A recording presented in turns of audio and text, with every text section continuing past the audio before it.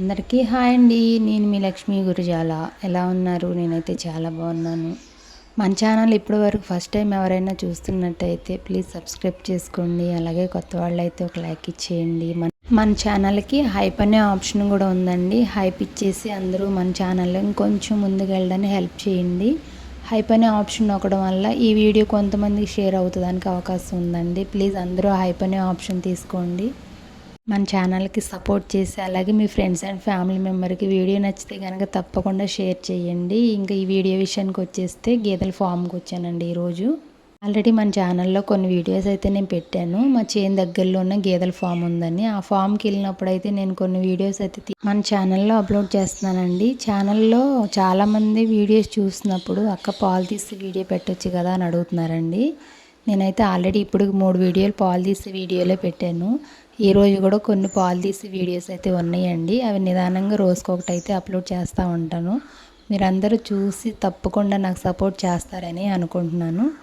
ఈ ఫామ్కి వస్తేనండి ఏమో తెలియని ఆనందం అండి. ఇక్కడ కాసేపు పని చేయాలనిపిస్తుంది నాకు కూడా. ఆల్రెడీ మన ఇంటికాడ గేదెలు ఆవులు ఉన్నాయి. అయినా సరే ఫామ్ ఎలా ఉంటుందంటే చుట్టూరు పామాయిల్ తోటలు, చక్కగా రేకుల షెడ్లు కింద ఫ్యాన్లు, ఎంత చల్లగా ఉంటుందంటే గేదెలు ప్రశాంతంగా తిని పడుకుంటాయి అన్నమాట. అంత హాయిగా ఉంటాయి.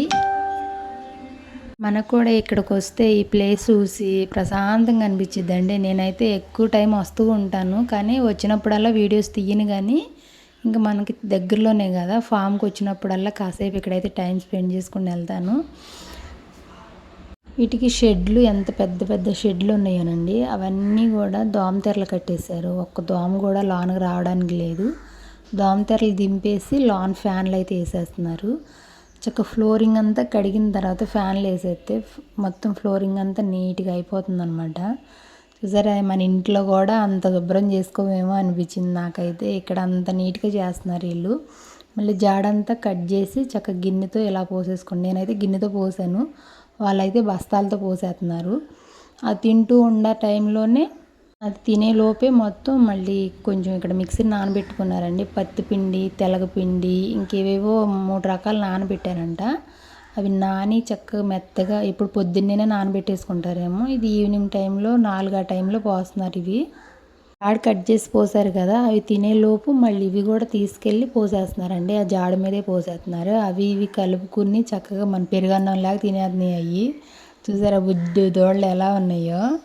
ఎంత ఇంట్రెస్ట్గా ఎంత సరదాగా చేస్తేనే ఫామ్ మనం మెయింటైన్ చేయగలమండి. లేదంటే చాలా కష్టం ఇన్ని గేదెలు మేపాలంటే. నాకు ఇంటి దగ్గర 2 గేదెలు 2 ఆవులను చూసుకోవడానికి ఎంత కష్టం అయిపోతుందో అనిపించిద్ది నాకు. జాడ కోసుకొచ్చి వాటిని కట్ చేసుకుని కడుక్కుని కుడుతులు పెట్టుకుని పాలు తీసుకోవడానికి 2 గేదెలకే నేను ఎంతో అలసిపోయినట్టు అనిపిస్తుంది. కానీ ఇక్కడ ఇన్ని గేదెల దగ్గర వీళ్ళిద్దరను ఇంకొక ఇద్దరు ఉన్నారండి జాడ కోయడానికి కట్ చేయడానికి.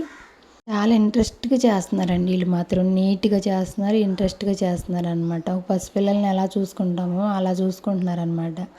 నాకైతే భలే అనిపించిందండి. ఇంకా నేను కూడా కాసేపు ఇక్కడైతే ఫామ్లో కాసేపు పని చేశాను.